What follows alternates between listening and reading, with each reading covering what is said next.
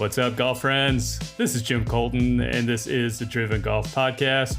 And we got a special episode. This is not our normal recording cadence.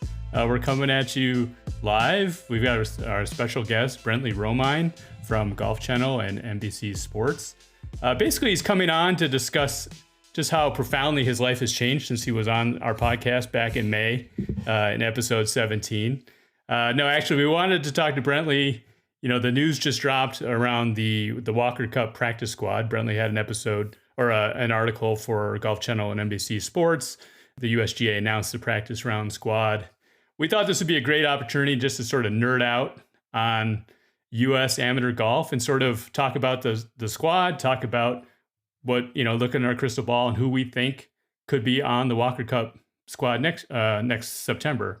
The big news is the Walker Cup's at Cypress Point. Folks may not be aware. So this is minor detail. Yeah, this is on, I think, everybody's radar. We've got the super producer Joseph K here as well. So I think we're going to do like a little bit of three-man weave. Brentley, hope to get your insights, and you follow college golf and amateur golf probably as closely as anybody. You co-host the College Golf Talk podcast with Steve Burkowski. So I know that sort of wrapped up for the fall. So that would be a great opportunity just to dive deep into amateur golf, given this announcement. Yeah, in honor of it being election night, 100% of the precincts are reporting, and we have 16 players named to the Walker Cup practice session for the U.S. team. Well, we could talk about the GB&I team a little bit later because I have a little bit of info on them too. But like I said, 16 guys, 2 mid-ams, Evan Beck, who won the U.S. Mid-Am recently, and Stuart Hagestad, who's played on 4 of these things. You look at some of the studs, some familiar names, Luke Clanton, Jackson Coyven, and then just kind of run through it alphabetically. Parker Bell from Florida qualified for the U.S. Open earlier this year. Blades Brown, the 17-year-old from Nashville, who played in a PGA Tour event recently, medalist at both the USAM and US Junior. Ethan Fang, the Cal transfer, is now at Oklahoma State. Max Herendeen from Illinois, Ben James, who played on the 2023 U.S. Walker Cup team out of Virginia, Noah Kent, Iowa, runner-up at the USAM this year to Ballester. Michael Lasasso from Ole Miss has had a heck of a fall for the number 1 Rebels. Brian Lee, also from the University of Virginia. Big Tom Morrison from Texas, the reigning British Am champion. Jay Summey from Oklahoma, and then a couple of seniors that I think we'll obviously get into this later, but maybe a little bit of a surprise to see Auburn's Brendan Valdez and Vanderbilt's Jackson Van Paris invited. But, maybe they just haven't played Seminole yet, guys. I mean, maybe that's, maybe they just want to go to the practice session, play Seminole, Bears Club, and MacArthur, and then turn their sights to the KFT. Yeah, so let's a little bit of backdrop. I don't know how long they've been doing this. I think it's been on my radar, probably going back a couple Walker Cups now. But typically this November, December timeframe, they'll sort of announce this 16-man. It's sort of like the watch list. Like you think about like the dream team in basketball, like they'll form sort of the practice squad or whatever the case may be. Is Cooper Flagg's going to be there too. He's going to be that would be awesome. But, just how about some historical background in terms of is it imperative that you're on the squad? Is this basically we're going to be selecting 10 amongst these 16 ultimately when it comes next summer? Is there some swap in or swap out? Like how much should we be reading into this? So I thought about really going back like several years, but I only went back the last 3 Walker Cups, and as it relates to the American team. And, basically we've had 3 Walker Cups since 2019. And at Royal Liverpool in 2019, 7 of the 10 guys who made the team were invited to the practice session. Okay. The winter before 2021 was a little different because with COVID and kind of everything, but there was only one player, and that was Tyler Strafacci, who ended up making that team. And obviously that Walker Cup being in May, I think may have had something to do with it as well. You just didn't have that much time and that much summer golf for guys to really play their way on after that practice session. Mm-hmm. So that's why we only saw one guy not at the practice session make the 21 U.S. team. And then last year for St. Andrews, I was surprised to kind of go back and look at the 3 players who made the team who did not get invited to the session when you consider Nick Dunlap, Austin Greaser, and Preston Summerhays, like 3 studs who had great college careers for however many years they ended up playing college golf. I was shocked to see those 3 guys, but I think typically, I think it's safe to say 3 guys, maybe 2 to 4 guys, could potentially play their way, and I think back to maybe some earlier ones just off the top of my head, someone like Jordan Nieberge, in 2013 who had an unbelievable summer, won a couple big events, won the Wisconsin State Amateur, I believe, and then Cameron Champ, for that 2017 team, won the North and South, might have won the Trans-Miss, but I know he had a couple wins during the summer and played lights out. And everyone talks about Zalatoris and Scotty Scheffler taking Sam Burns' spot away that year. I really think, if you don't count Doc Redman as the surprise USAM winner, I think Cameron Champ's summer may have pushed him past all those guys where otherwise he might not have been on that team. Yeah, so that's an interesting point. Yeah, you can barge your way through, right, if you win the USAM as an American, right? And I think we saw last time, like, they announced a couple of the choices even leading up to the USAM, but I think it's this Western Am, USAM, like you really want to show out, especially if you're sort of right on the cusp of making the teams. Yeah, that's kind of like I think they normally take the top 3 and Wagger now kind of before the Western, or it might even be right after the Western. But yeah, I mean, those are the 2 events where you can really make or break your chances if you're on the bubble. Yeah. Yeah, I think why don't we get into the list? Because I think we've got some groupings of players that we want to discuss.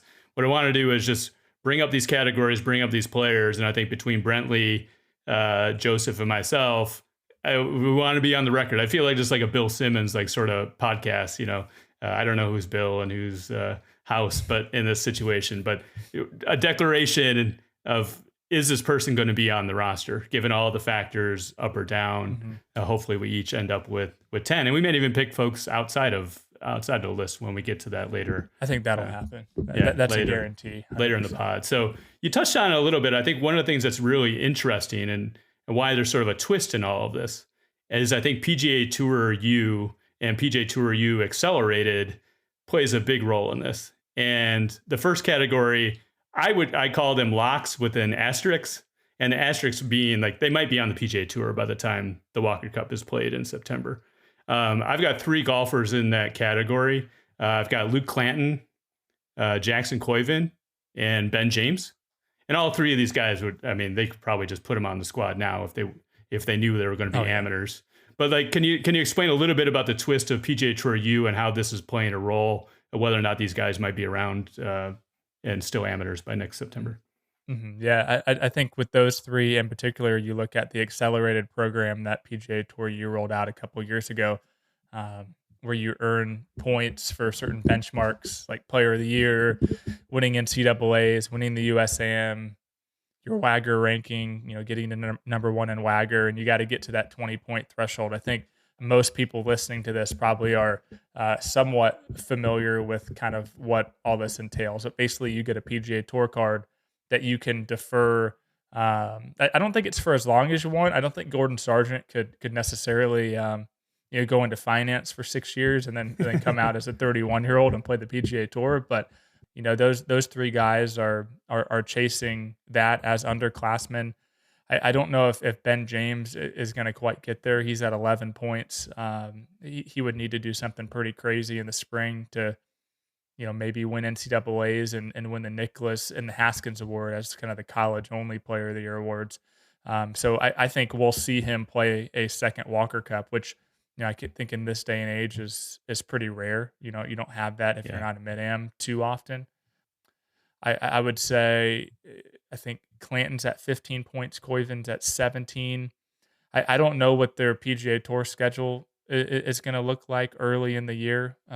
It would seem like a lot of the open events normally try to get those KFT guys in, but who knows? Like an Amex had Nick Dunlap play last year, so I could very much envision a Luke Clanton playing that and trying to get 2 more points, by getting a top 10 there. So those guys are probably looking at needing to win some sort of combination of those Player of the Year awards, which Luke Clanton, I think 2 months ago, we probably would have said, oh, like he's getting close to Yeah. being a lock for the Hogan, but then Ballester has come out of not nowhere, but winning the USAM, 3 top fives this fall. I would think Ballester is right on the heels of a Luke Clanton, but again, like some of this is like I'm on the Hogan Award committee, and I think some of it is when you look at the people on that committee, you have I think Jay Monahan's on the committee, so he has a vote. Some of it's a little popularity. Yeah, it's So conflict of interest, maybe. so if Clanton, if he needs 3 points, I could see him winning the Haskins too because he's a popular guy. Not to say he wouldn't win it on his own merit, but I think if there's kind of a tiebreaker, that could be it. But I would say betting money probably has all three of those guys at Cypress Point, just because I think it's going to be very hard to even get 3 points before the end of the NCAA championship. The one interesting thing about Clanton is, I mean, he almost won a tournament last year. It was second at John Deere. I think he could bust through the PGA Tour doing something like Dunlap did. I mean, he's already proven with just his driving ability is at an elite tour level already. That puts him in contention, a lot of weeks. And Joseph, you spent some time with Jackson Koiven in the practice round at US Amateur. Like his awareness of where he stood at PGA Tour U, I think was apparent. I think you brought that up, right? Yeah, he was very aware of where he stood and kind of joked about it with JVP, with JVP not having really any play in the in the rankings anymore. But yeah, I know Koiven has told us he's committed to one tournament at least this year and probably going to play in another one. So I could see his path being that way. And we had Koiven on with Coach Clinard just a couple episodes ago, and Koiven actually did mention Walker Cup. Yeah. Making the Walker Cup squad, that being the thing that gets him over the top. I think the one wrinkle is, he's a sophomore, right? Clanton and James are both juniors, so they would have to get their 20 points before the Walker Cup, because basically if you don't get 20, then you're in the regular kind of standings, right? The top 20, 25. Which Clanton's lead in that. I was on the Smiley show earlier today and was explaining to Smiley that your clock for the regular PGA Tour use starts your junior year. Yeah. Or the summer before your junior year, technically. So Luke Clanton, like the lead, if he doesn't get his tour card, like he might be the runaway number one and get his tour card anyways. Yeah. So Ben James might be the one secretly or openly rooting for Clanton to get his tour card, because he probably would be number one in the wake of Clanton. So Joseph, you have a take on these three? You think they'll be on the squad? Yeah, I kind of agree with Brentley. I think it's definitely Koiven and Clanton. We'll see with Ben James. They're all going to be on there, but yeah, I'm in on all three. Yeah, so I think in terms of path to 20, Koiven can get one more point from Wagger, right? If he goes up to number one in Wagger, and then making the Walker Cup would give him 2. So he obviously could make a cut in a PGA Tour event. So Clanton has 15, but he won the he had the number one ranking in the U.S. McCormick in Wagger, the McCormick. So he's in the U.S. Open because of that, so that's another point for him. So he's effectively but his clock will end before that. Oh, okay. Yeah, because it ends after the college stuff. Oh, so, after all the season. So with the awards, all the awards would count towards that too. Yeah, right? I'm 99.5% sure that like the Nicholas Award that isn't announced until week of Memorial, which I think Memorial's back to its normal date, so we'll find that out. The Wednesday or the Thursday of the championship match. Wednesday of the championship match, maybe the day after. But yeah.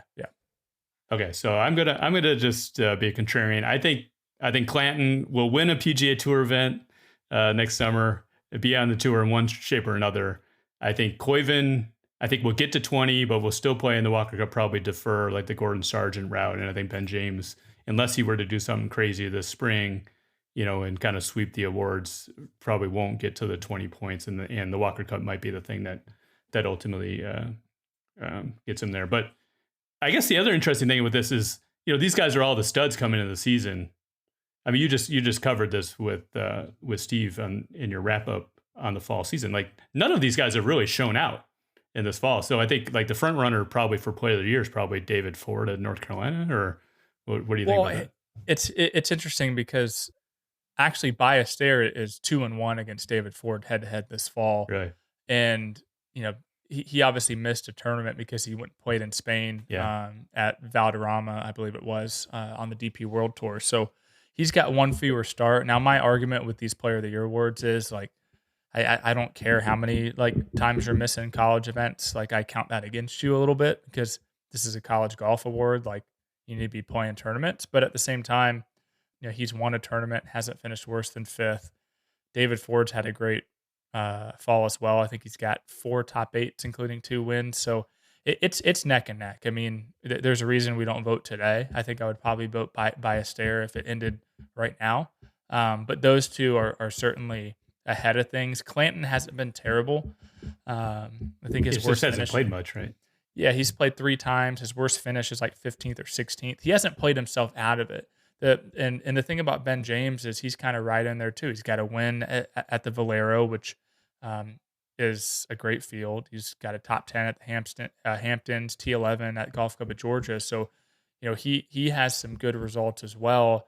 I think if we're talking about those 3 that we've just been, kind of going through, Koivin's probably to me has been the most disappointing. I mean, he started out with a win at Inverness, like the first week of the fall, and it's like, oh boy, like here he goes. Like this is a guy who had 9 top 10 finishes last year, including a win at the SEC Championship, win at Wake. So he was in contention a lot, but his last 3 tournaments, he's been T35, T28, T14. And I don't care what he did at the East Lake Cup. That was only 18 holes. That's just a qualifier. But I mean, that's 2 finishes outside the top 25. Like we've had years with the Haskins winner not finishing like outside the top 11. I remember one year it was like in 2016, it was John Rahm and Bo Hostler, and they were the 2 that were kind of up for it. And Hostler hadn't finished worse than 8th, except in a rain shortened event where he finished 11th. And John Rahm had like 1 more win, I think it was, but he had a couple finishes that were outside the top 20.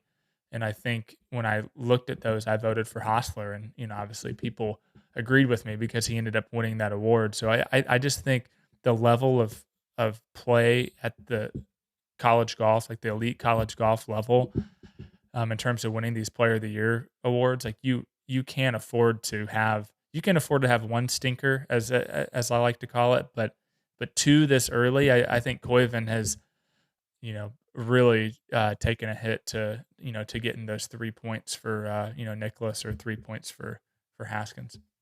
Yeah, but they did win these. He did win the match against Clanton right at East Lake, and it seemed like Auburn sort of got their mojo back winning that. So, and as we know, like last spring, they just were incredible. So maybe we see a similar trend for them. So why don't we shift gears? You mentioned the seniors, and also related to PGA Tour U. So we've got, you mentioned Brendan Valdez, who is 3rd in PGA Tour U right now. Jackson Van Paris from Vanderbilt is senior. He's 7th.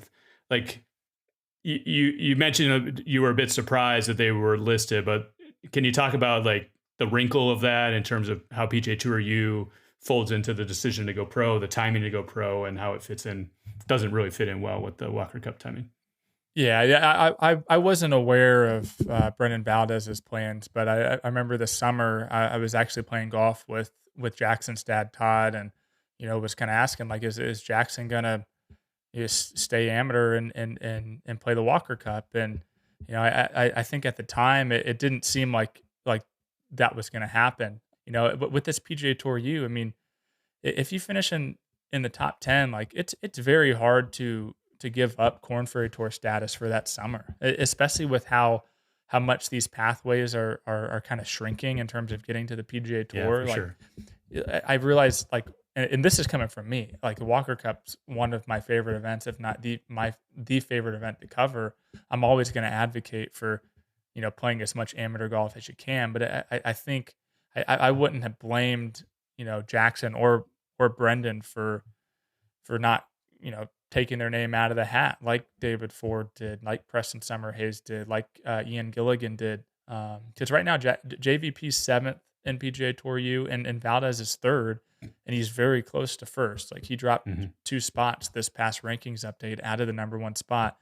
So Valdez could be getting a PGA Tour card. Like JVP's in, kind of good, comfortable territory for the KFT. Like you can't give up those starts. So I still am pretty leery on whether we'll actually see them both at Cypress Point. I think it's easy to kind of say now, like I'll keep my options open, and I'll go play Seminole, and I'll go hang out with these guys just in case. But when like it comes down to it, and they have a Korn Ferry Tour card or a PGA Tour card even in their hands, like I think it's going to be very hard to say no, because guys like Sam Burns in the past, like in 2017 when he got snubbed, he stayed amateur that summer, and I think he nearly won I believe it was the Barbasol. It was either the Sanderson or the Barbasol. Right. He finished third as an amateur, and he kind of was afforded that luxury of trying to make a go at it, because really before this PGA Tour U, these guys really didn't have anything to do besides maybe sponsor exemptions, but really until Q school. So, and a lot of them would be exempt, till to second stage, which would be after Walker Cup. They wouldn't have to do pre-Q, things of that nature. So back in the day, you could kind of stay amateur longer and make a run at the Walker Cup. And if you don't get picked, then you don't get picked, and you don't really get put behind the 8 ball. I just don't think these two guys can sacrifice, sacrifice a Korn Ferry Tour or a PGA Tour card. Yeah, that's a good point. And I think if you want any evidence around that, look at last year's PGA Tour U and those Korn Ferry grads. They were, because you're sort of starting the season behind the 8 ball, right? Because you're competing against the rest of the Korn Ferry who's had all season to accumulate points. You're exiting school in the summer, and then you're trying to. These guys are playing like 7-8 weeks in a row. Like they can't take a week off because they're just trying to catch up, right? So I think that's an indication of like you couldn't just wait. You want to retain your Korn Ferry status until the following year. Yes, these guys can get, if they're in the top 10, I think they get to final stage, or maybe the top five. Yeah. Top 5, they get to top 10. I think it is, right? Yeah. So there is still some inherent benefit of being on PGA Tour U, but I think the incentives are such that it, as great as it would be to be on Walker Cup squad and to be at Cypress Point, is probably practically not feasible. So I'm assuming that's a no for both of these guys. If you had to guess. I would lean toward, just because I think Valdez is, if it shakes out like it is now, man, I say let's leave both of them off, because then that just leaves some more names to get thrown into the fray later. Joseph, you agree with that? I'm gonna say they're both on. I'm gonna go out on a limb here. Oh wow! Well, you got half of your squad's gone already. Yeah. The one thing I wanted to mention, I forgot to mention in the first group, the one thing that I put together, I replied to your article yesterday, is I went through everybody's Wagger performance for 2024, and I looked at how their tournament performance was head-to-head against this population. Like basically this 16 golfers in terms of how they fared up against each other. The 3 that we mentioned earlier, clearly standouts. Like Clanton's head-to-head record, 48, 13, and 7, which is like a 757 clip. And Koivin and Ben James are right around 66, 67%. So they're even amongst the best of the best amateurs. These are the studs, right? So they would be locks if they're still amateurs for sure. Actually, both Valdez and Jackson Van Paris, probably not a surprise given they're both top 10 in Wagger. Valdez has a 559 winning percentage. Jackson Van Paris 39, 37, and 8, so 512. So that's just like, as we go through the range here, like you'll see there's guys that are right around 500, guys below 500, but that gives you a sense of like how they've been sort of competing against the other top amateurs in the world in the U.S. Yeah, if they're amateur and decide to stay amateur, I think both those guys are on, but I don't see it. Yeah. Okay. All right. The next category, I'm calling this likely locks, and we can debate this a little bit. But I've got Tommy Morrison, Max Herendeen, and Michael Lasasso, and all 3 guys. I think they're highly ranked in Wagger. They're having they had good amateur careers, good collegiate careers. Let's start with Tommy Morrison. Tommy Morrison had a great summer. I think he won was the European Am, I think, that he won. Made the cut at the Open Championship. Yeah, sorry, I said British Amateur. Yeah, earlier it was Euro. That's okay. He's 14 in Wagger. His head to head is 543, so he's right up there in that kind of the next category there, or the previous category.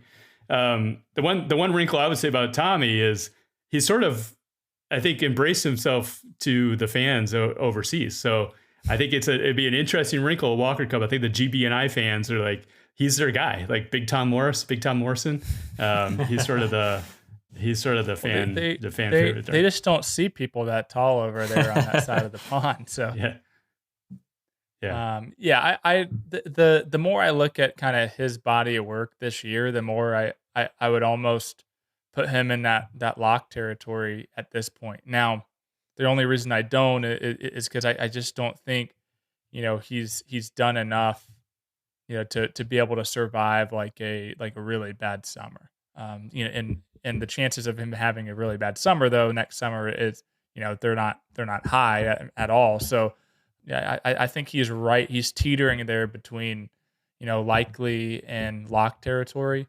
Like you said, European Am, he wins, but this is a good match play player too. I mean, he made the round of 16 at the British Am. He made the round of 32 at the US Am. Like, he's made runs at the junior. Some of his runs have come when he's already in college playing against junior kids, but we won't hold that. And twice the sizes of everybody else. Yeah, we won't hold that against him. But he's had a really good fall. Like, this is like the kind of pressure I think has been ramped up at Texas because they're not a very deep squad. And I know Daniel Bennett is the number 1 ranked player in college golf right now. I don't know how that is because he's played like one tournament in stroke play, but like Tommy had to have felt like, all right, I got to really step up because I need to help carry this team with Moss. And, he's runner up at Folds of Honor. He's 11th at Olympia Fields, 11th at the Hogan. Those are probably the 2 best events of the fall field wise. I don't have like the strength of field numbers to like in front of me, but I would probably bet good money that those are the 2 best. Yeah. So he's done everything he needs to do. Like I said, great match play player, well traveled. Like, the guy, even before he got to college, he was all over. He was playing in, Q schools and Monday qualifiers. He was playing in junior events, like on like random tours. He was playing mini tour events. He was caddying in tournaments. So, I mean, this guy can play anywhere. And I think his game absolutely fits, a course like Cypress, where like you really have to kind of strike it around some of those holes, especially down the stretch. Yeah, I watched him this fall for like a half an hour at the short game area, University of Texas golf club, just hitting these nipper chip shots and bunker shots, all to stone dead. Like, guy's got, for as big as he is, he has a phenomenal short game. It's pretty amazing. The guy looks like a future star player. So I'm going to put him. He's Ernie Els, basically. Yeah, I'll put him as a lock. Okay. I think he's definitely on the squad. I think you agree. Yeah, Joseph, I agree for sure. What's your take? His game is trending, like Brentley said. He's as big as a flagstick, is what I always say. He's primed for a good spring, so it's going to be exciting to watch his career unfold, and I think he is a borderline lock, like you said. Count him in. So, Brentley, what's your take on Herendeen and Michael Losasso? So, if you would ask me this 3 months ago with Mike, I would have said he's probably trending down. Like, he's kind of following a path of like a Dylan Meyer, back in, gosh, what year was that? That would have been like the 2017 team. Like, if people remember, like Dylan Meyer was like, I think he was still ranked like top 10 in Wagger when the team was picked or right around there. But a lot of that was like what he had done a year plus prior to that. And I think like Mike obviously had a great year last year, but when it counted down the stretch, he got the stomach virus. He had already started playing, poorly before that, and it just kind of bled into the summer. And I actually talked to Chris Malloy, the head coach at Ole Miss, a couple of days ago. You mean Evel Knievel?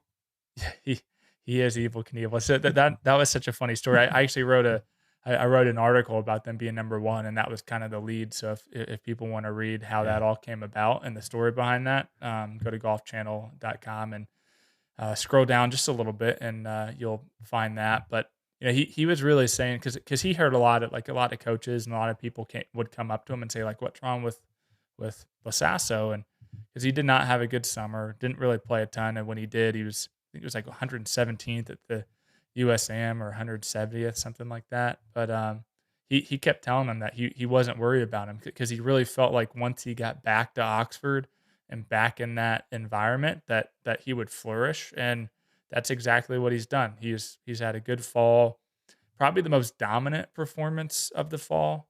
If you consider that he won the Hamptons by like 11 shots or 9 shots, something like that.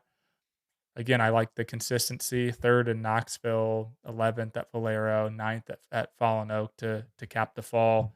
He's not a lock, but if he continues to play like this and can actually give us a great postseason next year, and then maybe have one or two strong events in the summer, I think he can sneak onto this squad. And then as far as Herendeen, it's one of those things. I think as we get into the back third of this potential team, there's not a lot of separation between Max Herendeen and someone who's maybe 80th to 120th in Wagger right now, like just in terms of like body of work. And I don't know if Herendeen really has like the signature moment as a amateur yet.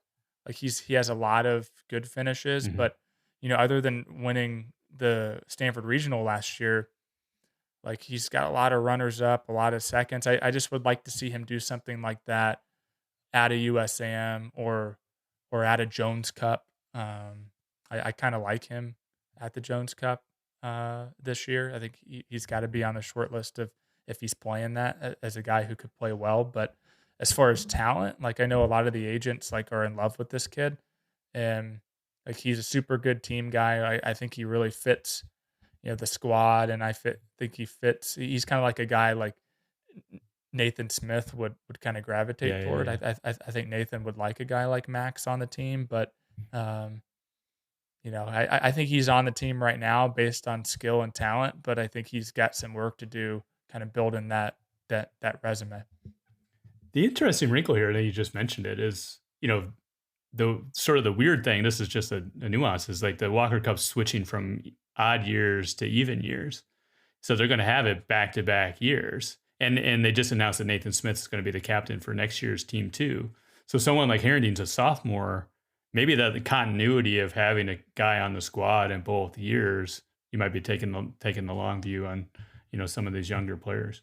Yeah, and that I think can kind of work against guys too. Like that's absolutely a thing like that you're mentioning, to try to get some of these guys with some experience. But I think with how dominant the US has been, I don't know if they're necessarily, worried about, those types of things like maybe a US Ryder Cup captain would be.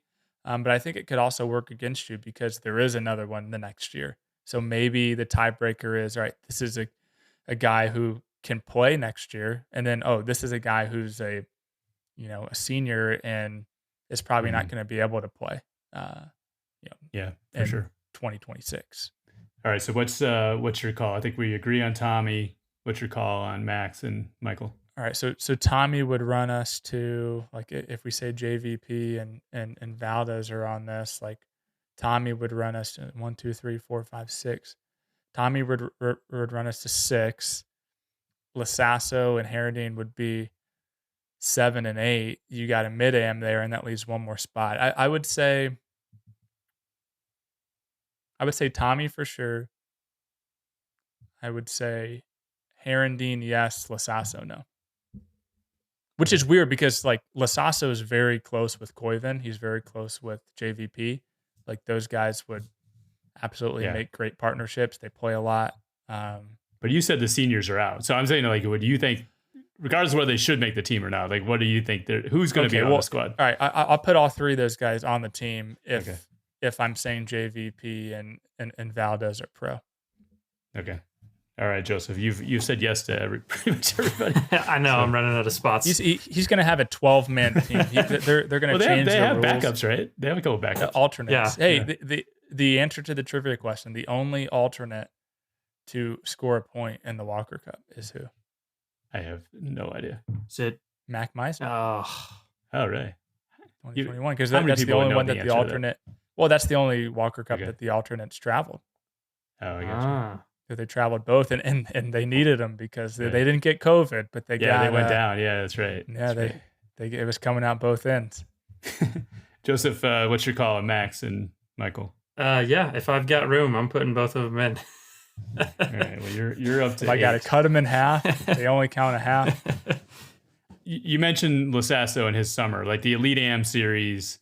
I just think there's going to be this jockeying for position that's going to happen. Like guys are sort of on the border or whatnot, like, and Nathan Smith having to make these tough choices and probably looking very, very closely at that. Like you mentioned, Lasasso is actually 191st in US Am, 55th in the Western Am, 72nd in the Northeast Am. Like you said, That's not great. Yeah, you said that he like got back to school and is kind of refocused, but he's going to need to solve for that. Like, how do I go on the road and perform over the summer? Yeah, the last I checked, they're not moving it from Cypress to Oxford, Mississippi. Yeah. But much to the dismay of Michael Lasasso. Yeah, I think this is the territory too when this is the end form. Like your final third is like the end form. Like a third of it is legacy, like kind of who deserves it, like in terms of their career. Your next third is kind of what they've done over the last year, and then your last third is kind of what they've done during the last few months that during breakdown. that summer. Yeah, I'm going to say Harradine's in, and not just because I'm an Illinois guy, but I think he's going to steadily improve. He's very, very consistent from what I can tell. I'm going to say Lasasso's out, and I apologize, Michael, but I wish you all the best next summer. All right, so you mentioned the mid-ams. There's going to be a spot for the mid-am, and we really have 2 on the squad. And I think it really is a 2-horse race. We've got the GOAT, Stuart Hagestad, I think 2-time mid-am champion, and then you've 3-time, and he was unseated this past year by Evan Beck, who was last year's runner-up and then won the mid-am this year. They both have very strong resumes, similar wagger. Do we think Beck has the edge right now based on recent performance, or do we think Stewart's got another trick up his sleeves? Yeah, it's so the thing that Evan has going for him is this is like the mid-am that he won this year is the last mid-am before the team is selected. So the mid-am next year is going to be after Walker Cup. So that doesn't matter. As much as I love Stu and would love to see him play a 5th Walker Cup, I would actually put Evan Beck in the lock territory at this point, because he won the Thomas this year, he won the Coleman this year, he was runner-up at the mid-am last year, won the mid-am this year, like top 10 at the Crump. Like he's just played so much better than Stu over the last year. Yeah, and I think if you were to kind of look at see how their wagger would look if you just took like the last 12 months or so, or even the last 6 months, there would be a huge gap. And so, like to me, like Stu's kind of getting to the point where like now he's kind of settled in terms of his career. Like he's no longer in school. Like he's kind of done his time in New York, done his time in Chicago. Now he's in South Florida. So I think this is kind of the point where it's time to kind of pass the torch. And then, I wouldn't rule out Stu making one, 4, 5, 6 years from now, like a few Walker Cups from now again. But I just think right now is Evan Beck's time to kind of take the torch from Stu. And so I have him in lock territory just as being a reigning mid-am champ. And yeah, sure. I would assume that he would do. Plus, he played better at the USAM this year as well. I think he was one of the guys who lost in the playoff, if I remember correctly. That's a sore subject in the Colton house. We won't talk about that. Yeah, and those head-to-head records actually bear that out. Now, obviously, these guys aren't playing as many events as these college guys against each other, but Beck's record is 10-8-0, so above 500. Hagestad's actually 7-21-1, which is the second lowest next to Lasasso, who we just talked about. He was 14-47-4 in Yeah, this has 2024. become a anti-Lasasso. Maybe this is the thing Lasasso. that's it's gonna spark him, and he's gonna say that it's gonna be Brentley and Colton. Anyways, Joseph, you got a call. You can't take both. It's gonna get you to 10. Yeah, I know. This isn't 2013. You can only pick one. I'm with you. Stu is out and Beck is in. Okay. Just all right. So we're aligned on that. Yeah. All right. The next category. It's a category of one. We've got a junior golfer on the practice squad. The one and only Blades Brown from Nashville, Tennessee, a junior in high school. He's like 75th in Wagger. His head-to-head's actually above 500, 23, 19, and 3. Like he's shown out at the Jones Cup. I think top 5 finish last year. He's done really well in junior events. He's on the Junior President's Cup team. He was the medalist at last year's U.S. Amateur at Cherry Hills and the U.S. Junior this previous summer. Got a picture with Tiger Woods on social media. Everyone loves this. Got a picture with him. Yeah, everyone loves this guy. So what's your take on Blades? And I think Akshay was on a Walker Cup as a junior. I think Spieth maybe was a younger, but he was entered the one before it. Yeah, no. Yeah. So Spieth and Patrick Rogers were both going in to their freshman years, which Akshay was probably at the age that if he did play college golf, he would have been going in as well. So Blades is definitely ahead of the clock just in terms of that. But I think I would have Blades off. I know he's made a cut on the PGA Tour, but that was the Myrtle Beach Classic. It's not really. It's kind of like a 4A event. Like he's been medalist, but I don't know if he's necessarily wowed in match play like he may have should have. I feel like if you want to make the Walker Cup team as a junior, and especially as a guy who's a 2026 and not a 2025, you have to have at least a U.S. junior under your belt. Because if people remember, like in 2013, Scotty Scheffler had a really good summer. He wins the U.S. junior. He had a lot of seconds that year in junior golf and played well in some amateur events, and he didn't even sniff the team. So, like the standard is high for a junior. Like remember when Spieth played in 11, like he had already won 2 U.S. juniors by that time. And that team was kind of top heavy, so P-Raj kind of made it on there as well. But I just feel like the bar is so high for these juniors, especially considering what we talked about just a little bit ago. Like he's going to have his chances to play. Although I think with Blades, like the betting markets might have him right behind Clanton and these seniors on who's going to be a pro first. So his clock may not be as long as we think it is, but I would have Blades out.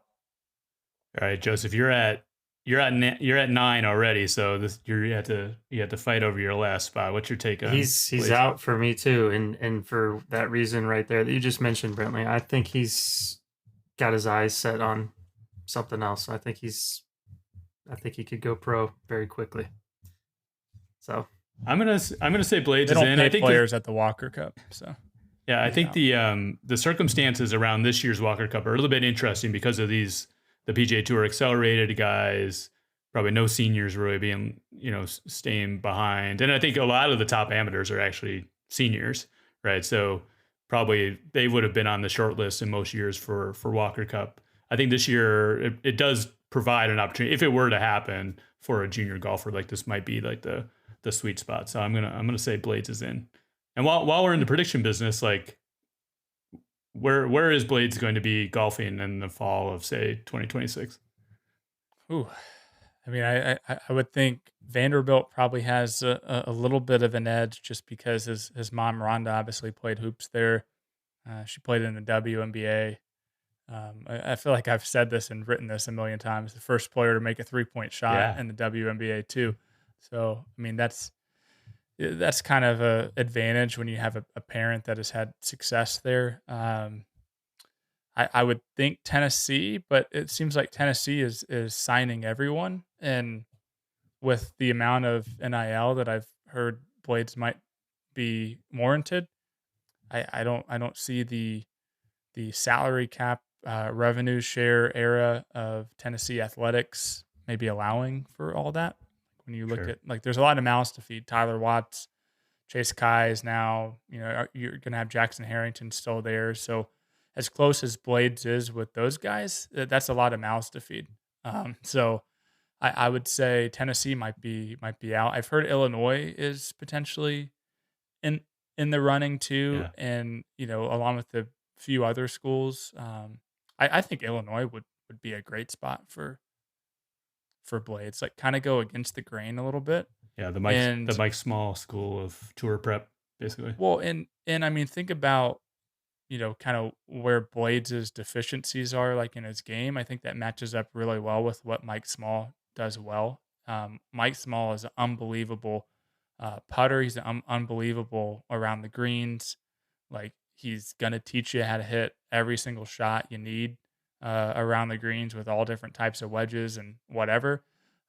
The facility thing isn't an issue. I know Alabama is building, a Dubai skyscraper in Tuscaloosa. Like, Vanderbilt, like, is just opened their new thing. Like, that's all nice, but I like Illinois' area is really good, and the weather kind of stinks there a few months out of the year, but they go south. They play tournaments in warm climates, so it's not like he'll be frozen there. I know I'm making a pitch kind of against other schools. I don't really mean to do that. I just think, just in terms of maybe what Mike Small brings, like, short game wise, I think Blades could really benefit that. Plus, I just think that the SEC schools have gotten everyone, and it would be cool to kind of see a Big Ten or a school up north kind of jump into the party. Joseph, you got a call on that one?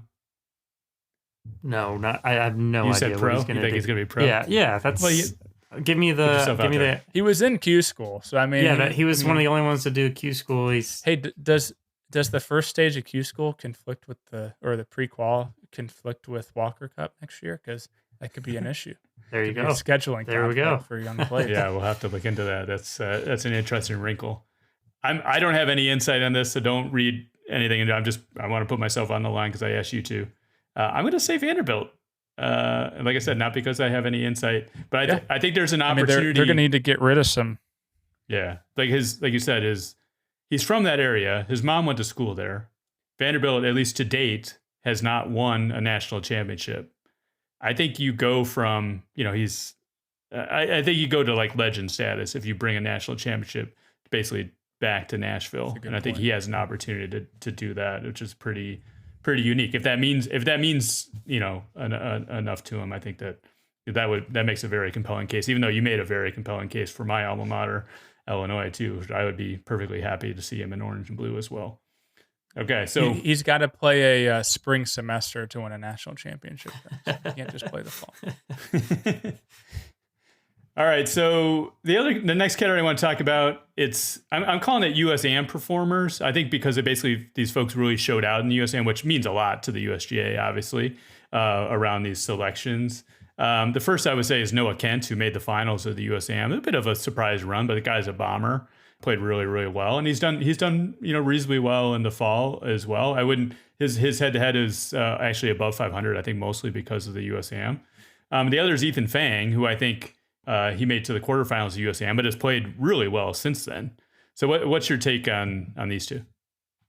Yeah, so it'll be interesting to see, like, how Noah Kent kind of builds off this past summer. I've heard some rumblings that he could be going in the portal. I think you basically got to stick with what got you to this point. I mean, I'm tired of these guys thinking that they have to go play for the number one team in the country to kind of make it. So I kind of hope he stays at Iowa. He's obviously talented. He's obviously got a great support system around him with his stepdad Dana and John Cook as a mentor. It seems like he's got so many good resources. Rory McIlroy being another one. So, like, he's got all that. I think he probably needs this type of performance at next year's USAM, or he's going to have to go on, like, a real run and kind of solidify that. But yeah, I would have him out. Ethan Fang is an interesting one because he's been really good this fall. I mean, he was T8 at Sahali, really tough golf course, 5th at Olympia Fields, 4th at the Stevens Cup. Like this move to Oklahoma State, like I know I just said, I don't like when guys leave, and I didn't like the way him and Eric Lee left Cal and how everything went down there. But it's clear that he's taken his game to a new level since being in Stillwater. And so I would have Kent off, and I would have Ethan Fang right now. I would have him on. Joseph, you got a call on that? I don't know if I have any room left. I'm going to say... he doesn't. Yeah. So I'm going to say no. I think you got one spot. You got one. I'll do this. I'll say if you want to add somebody, you have the option to kick someone off in retrospect. So I'm gonna add somebody later. How about that? Okay. I got a super wild card, but Noah Kent. I think you're right there. I think that unfortunately could be his crowning achievement. Is second at the USAM. I hope it's not, but he's going to play in the Masters. We'll see. Yeah, we'll see. I actually sat next to Ethan Fang on the way to the USAM this year, and he was still rocking his Cal backpack and his Oklahoma State golf bag. So, yeah, he's house divided. He's been playing great, but no, they're off my list. I'm gonna say Fang is on only because I have a little bit of room, and I think he has played really well this summer. I think going to Oklahoma State, that team with the transfers, and they already have a very large roster. That's pretty stacked. And we might talk about Preston Stout a little bit later. Like I would have thought that Stout would have been the number one guy, but it seems like Fang has been, the best performer on that team so far. Yeah, agreed. All right, so we've got 3 more on the squad that we haven't discussed yet. We've got Brian Lee from Virginia, we got Jay Summey from Oklahoma, and we got Parker Bell from Florida. In terms of win-loss records, they're all around the kind of the 36 to 37 percentile, so below 500, but again, relative to the best amateurs in the country. So I think this is, we just talked about sort of that bottom third of the lineup, not necessarily locks, but what's your take on these 3? Yeah, so I was a bit surprised to see Parker Bell amongst the 16, just because, he had a great run at Cherry Hills. Like he had a good run at the Western this year. But he really hasn't, he's been so inconsistent. Like he qualified for the US Open, which probably got him over the edge to be invited. But I don't think he's done, I think his record along with probably Noah Kent, if you take away the USAM, I think it's very similar. And I think there's a big gap between them and the other ones. I would have Parker Bell off. I think Jack Turner, I kind of like his chances better, just kind of projecting ahead in terms of a Florida Gator being on that team. But who are the other 2? Brian Lee was one. I feel like Brian Lee and Jace Summey. Brian Lee might be the most overshadowed guy in college golf. He's finished second a lot. He won the Puerto Rico Classic, I think, in the spring. That might have been his first college win. But Ben James gets all the headlines, and rightfully so. I think Brian Lee is a guy who I wouldn't be surprised to see make a run during the summer. And he plays a lot of golf, too. Like, he's not afraid to get into events. He's not trying to protect his world rank and things like that. And then as far as Summey, like, Summey's a guy who's super inconsistent, too, but he can make a lot of birdies like when he's on, and I've seen it firsthand. If he's hot, like if he has a hot summer, like he's gonna be on the team because when he's going, he's as good as anybody. But we'll know by going into the USAM if Jay Summey's gonna be on the team or not, because he'll have shown us. I would have all 3 of these guys off though. Okay, Joseph, do you have a take? Yeah, I'm leaving them all off, but I'm gonna watch Jay Summey like a hawk because I think that he's kind of got that it factor for what you want on a match play partner. I think he's got a little bit of Patrick Reed in him without any of the cheating. I think he's just a bulldog, and I love to watch him in match play. So I hope he's on it, but he's out for now. really one of the best match play matches I've ever seen was my son against Jace Summey at Pinehurst at the North and South, where the two of them made 9 birdies in the last 11 holes or something like that. It was crazy. And Jace made a clutch like 25-foot putt on the 16th hole to birdie for half when Luke was like 3 feet from the hole. And then on the first playoff hole, he made like a 35-footer. So I think this guy, like you said, he can make birdies in bunches. I saw in the college tournament, he made like 5-6 birdies in a row. Was kind of on 59 watch there for a little bit.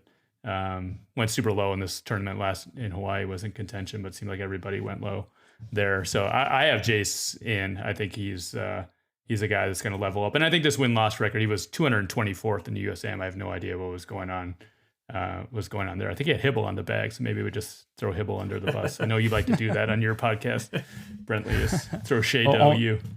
Only because he likes to throw me under the bus on live television. So I think his win-loss is skewed as a result of just really one poor performance. So I expect him to keep. He was playing really well for most of the summer. So I have Jason. I have Brian Lee. I agree. I think that he's something who could definitely sneak in. I would not be surprised, but I'm going to keep him off for now. So that's the 16. I think right now, Brentley, you have 8 on. Joseph 9, I've got 8. So we got a couple of spots. So, we don't need to go name by name, but what I thought we might do is for the folks that aren't on the team, Brentley, you and I can go back and forth and just bring up a name. And it's like, I see these in either one of 3 categories. It's like, are they snubs? In which case they probably had a very strong case for being on this team, or maybe we felt they should be on this team, on the practice squad. And then there's sort of like on the radar, like they have a pretty good chance of at least being strongly considered for next year's team. And then maybe if there's folks that we want to put in a 3rd category, which is like we could consider them a long shot, like if they need to do something super special next summer to make their way in. So I'll leave it with you first. Like, is there a name amongst the 16 that wasn't selected that you think is worthy of discussion? Yeah, I think probably the person who has the biggest beef to not be invited to the practice session is probably Wells Williams, and that's probably the easy answer because he's the highest ranked Wagger guy at 38. I would actually like add him to my 10 just because I think someone, like a couple people, have to play their way on from outside of this session. And I think he's got the tools to do it. Like, he's shown flashes in his college career. I mean, he won Cabo as a freshman and then was out of the lineup, couldn't get back in the lineup. It's a super deep team. He's going to turn the corner at some point to where he turned some of these 30th and 40th place finishes into, top 12s and top 15s. I wouldn't be surprised at all to see him kind of be one of those guys who gets hot during the summer, maybe wins a Sunny Hana or North and South. I feel like someone from Vanderbilt's got to be on this team. And if I have JVP going pro and Gordon Sargent obviously not, coming back to play, like I think it's got to be Wells. I think you convinced me. I think I'm going to put Wells on my squad as well. I could tell you a little bit of insight. Like, I saw a little bit of Vanderbilt's qualifying, leading up to the season, and Wells was absolutely dominating their qualifiers. They played number 1 in the first tournament, which is probably an indication of that as well. So I think he had a top 5 in his most recent performance. I think he comes out guns blazing in the spring, and like you said, is really good next summer and plays his way onto the team. His win-loss was kind of in that same range as Jason, those other guys, but so he's got some work to do. Yeah. All right, I want to bring up a guy. Yeah. I think I mentioned this to you in your preseason piece. My guy, Ethan Evans from Duke. And I feel vindicated because he won a recent tournament, the Georgia Collegiate. It seemed like he was in a lot of the same tournaments as my son, and he was always performing extremely well. He blew the doors off of the USAM qualifier that my son was at. It just seemed like he has been really well. So he's at Duke. I have him in. I don't know what's your thought on that. Yeah, I mean he had a solid summer. Obviously he had that win, and I talked to him a couple of days after that win, and it was interesting because like that came after probably his worst finish of college golf. He beat like 10 guys. I forget what tournament it was at. It's kind of slipping my mind, but like he basically went from worst performance and then came back and won a tournament. So like with him, as along with a lot of these guys kind of on the periphery, it's all about consistent and really having a signature moment. And he's going to have to probably win a tournament during the summer to be on it. But I'm really I've really been impressed in the little that I've seen him play and kind of the interactions that I've had with him. I think he absolutely is a guy who will do himself a lot of favors with the way he kind of carries himself. That always counts for like a little bit, especially if on paper, guys are so close. So I don't have him on, but I think he's definitely worth talking about. Tall kid too. So I mean, he could potentially pair with Big Tom. And, yeah. So be able to pan out during that one. Don't have to Joseph, you said you were holding on to one spot. You have anybody you want to bring up in this category? Anybody on your radar? Yeah, I think that we've got to talk about the only path for me to get to Cypress Point and be there will be with Mr. Luke Colton, coming off a fresh 13. You can't caddy though. Oh, that's true. You know that? That's dang it. Okay. They don't have caddies? Oh, okay. Well, no, it has to be local caddies. Oh. Well, my dreams are. But you can go as a fan. We might get you a ticket. We might be able to get you a ticket. Okay, well, he's fresh off of a Frisco Cup 13-stroke win, so I've got to see my guy there. I'm sure Nathan Smith is fully aware of that performance. Yeah, it's funny, Brentley. So this weekend they had the Frisco Cup out at PGA. So it was a tournament between the 12 Frisco high schools, and I was actually caddying just for PGA Frisco, like I always do on the weekends. And every time we saw Luke, he would be a couple holes ahead of us. He teed off in front of us, and my players were shocked when I told them, yeah, he's probably up by 6 or 7 right now. And they were like, what? No, really? I was like, yeah, I gave him my yardage book this morning. He didn't have a yardage book.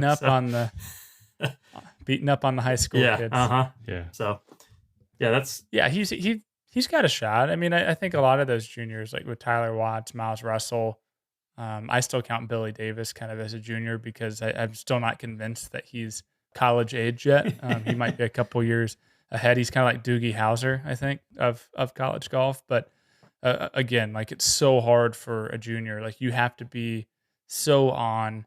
And so for like Luke, like he's got to like, yeah, his Wagger head to head, looks good. And, he's played well and, contended in all the junior events, like things of that nature. But he's got to win like the Western Am or win the Northeast and, make a run at North and South again. And it's just the standard is so high for those guys. Right. Yeah. I mean, Luke's head-to-head records 21 and 23 against those 16. So I think he's in the conversation. I would not consider him a snub, but I also wouldn't count him out either. No.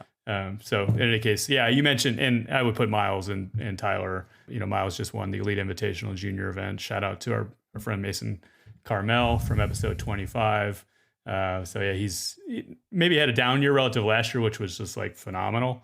But I think that he's trending in the right direction. You could see big things from him this next summer as well. One of those guys might just barge through the front door. And I think, again, depending on what these top 3 guys, there might be more spots than we previously thought. Mm-hmm. So Brentley, anyone else, like we can group some of these any other names that kind of come to mind that are worthy of discussion? Yeah, I'll hit a few that I wrote down that I wouldn't put on just yet, but just kind of keep an eye on. I mentioned Jack Turner at Florida.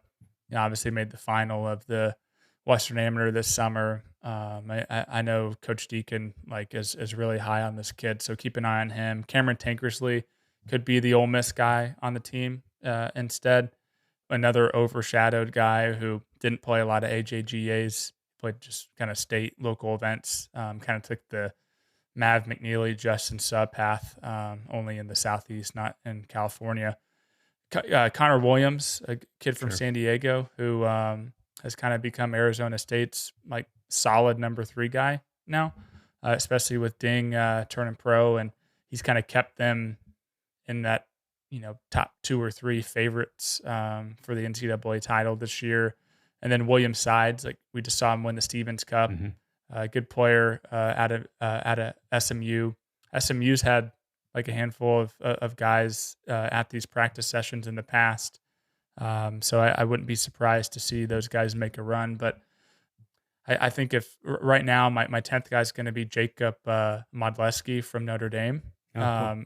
I'd like to see him do a little bit more this next summer, but I mean, he made the quarterfinals of the USAM this year, and he's really rattled off a very good fall. Like he kind of had a similar run in the spring where he won the event at Sea Island, the Johnny O, and then had a bunch of kind of top 15s, was 15th at regionals, almost top 10 at ACCs. But this fall, he's been really good, like 4th at Folds, 11th at I guess there's an event called the Canadian Collegiate, which I didn't know existed until like today. But he was 11th there, 3rd at Winden, which was actually a really good field. Northwestern and David Ingles did a really good job fielding out that field. 11th at their home event, the Fighting Irish, and then a 9th at the Williams Cup. So not blowing the doors off things, but like building the back end of that resume to where if he goes and wins the Jones Cup again, like I think he won the Jones Cup this year, right? Yep. Yeah. So he won the Jones Cup earlier this year too. So if the Walker Cup was it, on St. Simon's Island, he'd definitely be on the team. But yeah, he's I would have him as my 10th guy as kind of like a sleeper. And then deep sleeper, I think I'll let you talk more about this guy, but I had Billy Davis as a guy who probably no one's talking about, who's just starting to get the swing of things in college. Like he's had a couple nice events for Auburn when Coyvin hasn't been firing on all syllables. He's only got 2, so I guess he's not really firing there, but on all cylinders. And I think Billy Davis, could make a case. Really, the question is if Billy Davis makes the Walker Cup, do they still refer to him as Anna Davis's brother, or does he actually have a first name? Yeah. He's always going to be Anna Davis's brother, and until he wins the Masters, and like even then, I think he might get referred as that. I mean, he's basically got to put on like 30 pounds of muscle, before he can stop being Anna Davis's brother, I think. And some of the guys you mentioned, I think they have Connor Williams Sides, both have very strong head-to-head records, 475 and 450 for Sides. Billy Davis has some work to do. He's 12, 33, and 2, but I think he had a third in one of his first few fall events. So I think he's trending in the right directions. He's 31st in the clipped ranking. So definitely watching him closely. One other freshman I wanted to bring up, and then maybe we can wrap up, Jackson Harrington. Mm-hmm. I sort of had Jackson Harrington like earmarked as a potential first team, collegiate All-American just based on his summer performance, which was like super strong.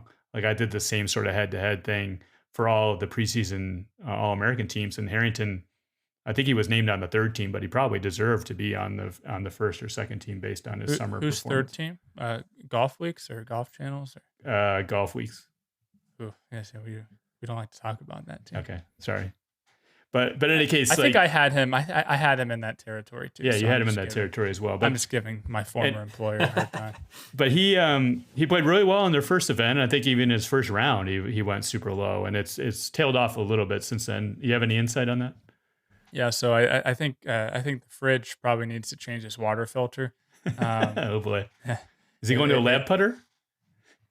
I don't know. I mean, so I was really impressed by kind of the year he's had. Like even before he made the run at the USAM and made that ace and devoured that porterhouse steak, like he won the Tennessee State Open, made the run with Blades at the 4-ball, like, and kind of came out of not nowhere, but I think he really went from being a good junior player, even a great junior player, to like a top 5 like blue chipper in the last like year or so. Like he really took a big step. So I think he was bound to kind of regress maybe a little bit. I do know that he struggled mightily with the putter this fall. And, I think he's just maybe having a little bit of a struggle adjusting. I was texting with Coach Webb and just like a couple of the golf courses, didn't really suit him well. And, obviously when you're not playing your best golf, like, sometimes it's hard to kind of contend if a golf course it doesn't really fit your eye. Like, I know that's kind of a cliche in the golf world, but I think there's some truth to it. But you're right. I mean, he had a top 10 in his college debut, but then it's been 74th, 16th, and 65th. Like, not cupcake events, but you can't be finishing that like anywhere. So he's definitely put himself behind the 8 ball now, to where he's got to go out and, Cam champ it next summer. Yeah. Which is weird because, that's kind of, Cam champ can't putt either right now. So that's interesting. So there's hope. Yeah. So be interested to track the progress of these guys. And honestly, I hope Joseph is 10 out of 10. That would make me very, very happy. So I know where I'll be next September. But in any case, we'll see how we do. Homer pick. Well, now I'm going to figure out a way to be a local caddy between now and then at Cypress. So let's go over our 10 teams or our 10 player teams real quick. Do you want to go first, Jim? Lead us off. Yeah. So I had Clanton off in that first group. So Koiven and Ben James. I had the seniors off. I had Morrison and Herondine. So that's 4. Evan Beck 5, Blades 6, Fang 7, Summy 8, and then I had Wells Williams and my guy Ethan Evans as my 10. Yeah, I had Koiven, Clanton, Ben James, Big Tom, Lasasso, Herondine, Fang, Evan Beck, Wells Williams, and Jacob Modleski. Fighting Irish. Jimmy Dunn would be ecstatic. Oh, there you go. Joseph? Let's see. I'm trying to remember. I didn't write mine down. I wasn't prepared. Okay, right. You had most. I kind of went chalk. Yeah. First 3. Clanton, Koiven, Ben James. You had the 2 seniors, Valdez and Van Paris. And I think you didn't include Lasasso. So Morrison and Herondine. So that's 3, 4, 5, 6, 7. No Stu. Evan Beck 8. Yep. No Blades. Fang? I said no Fang. Sami, right? No, I had Sami, and then Sami would be 9, and then LC. Okay, Luke C is 10. All right, we'll see who's right. What we got to figure out what we're going to ride now. It's got to be something golf related, but we'll figure it out. It's got to be dinner at some amateur event at the USAM next year. Sounds good. Or it can't be that. But maybe. We'll figure it out. We'll figure it out. Well, maybe it'll be at the Walker Cup. So it could be at the Walker Cup. Yeah. All right. Well, Brentley, I really appreciate the time. It's been awesome having you and just nerding out on this. And like I said, we'll see who's right.